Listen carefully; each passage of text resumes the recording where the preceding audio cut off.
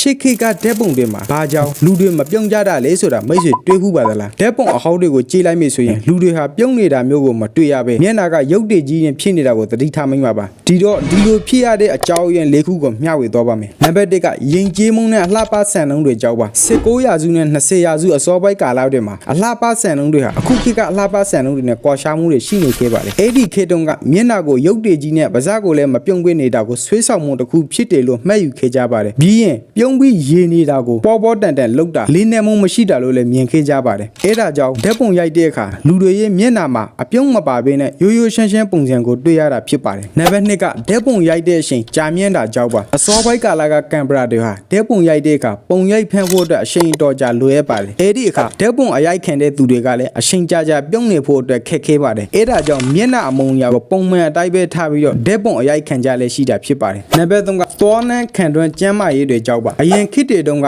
သောကျမ်းမာရေးကိုယခုခေတ်တွေလိုဂယုစိုက်တာမျိုးမရှိခဲ့ကြပါဘူးအဲ့ဒီကလူအများစုကလည်းသောပြက်စီးနေတာတွေသောနဲ့ပတ်သက်တဲ့ပြဿနာတွေရှိနေတာကြောင့်ပြုံးပြားမကိုရှက်ကြတာလည်းဖြစ်နိုင်ပါတယ်နောက်ဆုံးနံပါတ်4ကပကြီကားဒလေးထုံးစံတွေရဲ့လွှမ်းမိုးမှုတွေကြောက်ပါကင်မရာတွေမပေါ်ခင်တုန်းကလူတွေဟာသူတို့ရဲ့ပုံတူတွေကိုဖော်ပြဖို့အတွက်ပကြီကားတွေကိုအသုံးပြုခဲ့ကြပါတယ်ပကြီကားတွေထဲမှာလည်းလူတွေရဲ့မျက်နှာကိုရုပ်တည်ကြီးနဲ့မပြုံးတဲ့ပုံစံကိုဖော်ပြလဲရှိပါတယ်အဲ့ဒီဒလေးတွေရဲ့လွှမ်းမိုးမှုတွေကြောင့်ကင်မရာတွေပေါ်လာပြီးဓာတ်ပုံရိုက်တဲ့အခါလေလူတွေဟာပကြီကားထဲကအတိုက်ဓာတ်ပုံအရိုက်ခံခဲ့ကြတာဖြစ်ပါတယ်ဒီလိုနဲ့အချိန်တွေကြာလာတာနဲ့အမျှဓာတ်ပုံရိုက်ရှင်တွေကလည်းပုံမြင်လာပြီးယဉ်ကျေးမှုအမြင်တွေကလည်းပြောင်းလဲလာတာနဲ့အတူဓာတ်ပုံတွေမှာပြုံးနေတာကပိုပြီးသဘာဝကျတယ်လို့လက်ခံလာခဲ့ကြပါတယ်ဒါကြောင့်ယနေ့ခေတ်ဓာတ်ပုံတွေမှာပြုံးတာကိုပုံမှန်တစ်ခုလို့မြင်လာကြတာဖြစ်ပါတယ်